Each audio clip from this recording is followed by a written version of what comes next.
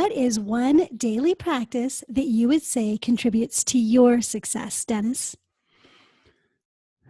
Getting up every morning and really realizing that all the entourage of stuff that comes at you that startles you, depresses you, pushes you can be dealt with, and then another day is coming.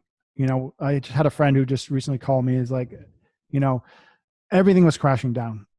Everything was crashing down, and today nothing's crashing down. So knowing that when you're starting in real estate, starting in business, starting to just recreate yourself as a human being by maybe changing how you speak and using I am, things do crash down. The weather is going to be sunny today. It's going to be cloudy tomorrow. Why should your life be any different? A grass is a perfect example. Golfer. The grass is just perfect today, and tomorrow it's like totally different when I'm going to swing a club. It's totally different. So why should your life be any different?